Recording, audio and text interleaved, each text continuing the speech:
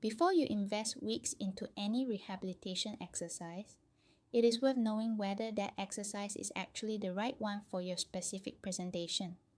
Because the pelvic tilt is an excellent exercise for certain clinical patterns and not the highest priority for others.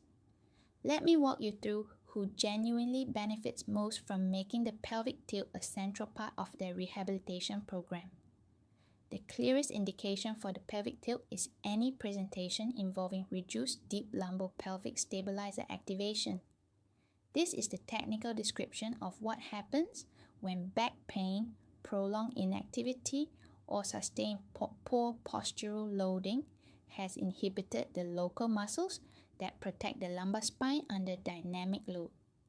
The multifidus and transverse abdominis, the two primary deep stabilizers, are consistently found to be inhibited in people with chronic or recurrent lower back pain.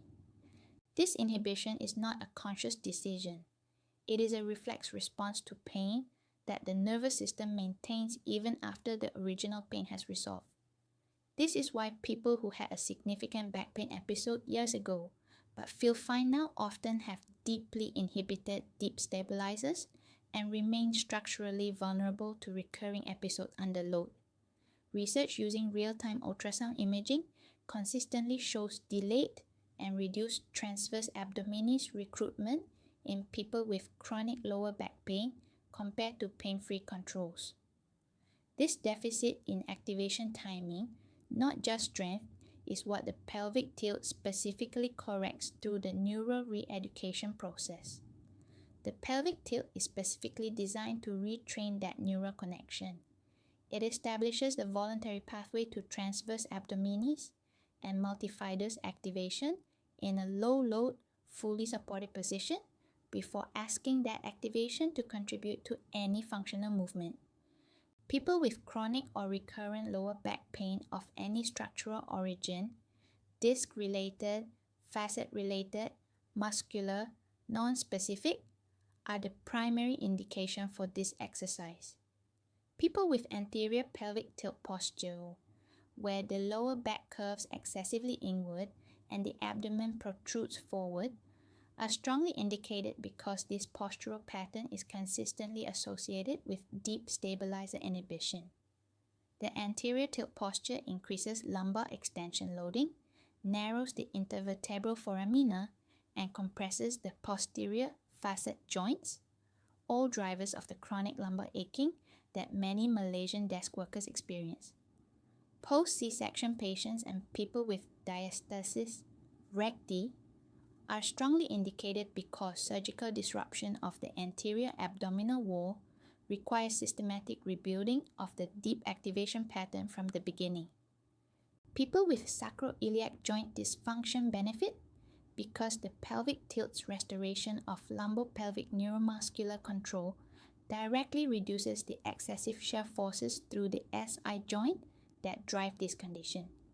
Office workers with sustained flex sitting posture over years are indicated because prolonged flexion progressively inhibits the multifidus through the same reflex arc that pain does, with the same clinical consequence.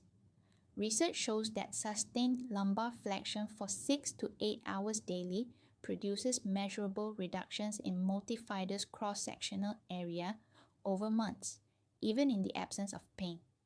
Malaysian desk workers sitting 8 or more hours per day without active stabilization are accumulating this inhibition effect progressively, whether or not they currently have back pain. Athletes returning from lower limb injury often develop compensatory lumbopelvic instability during the period of altered loading, making the pelvic tilt an important component of full kinetic chain restoration. A complete return to spot assessment for lower limb injuries should include a screen for lumbopelvic neuromuscular control, not just the injured joint in isolation. The pelvic tilt is not the priority exercise if your primary limitation is acute pain, severity, where pain modulation comes first. It is not the priority if your main problem is hip or thoracic mobility restriction, where the exercise load should be targeted differently. It is not a permanent exercise.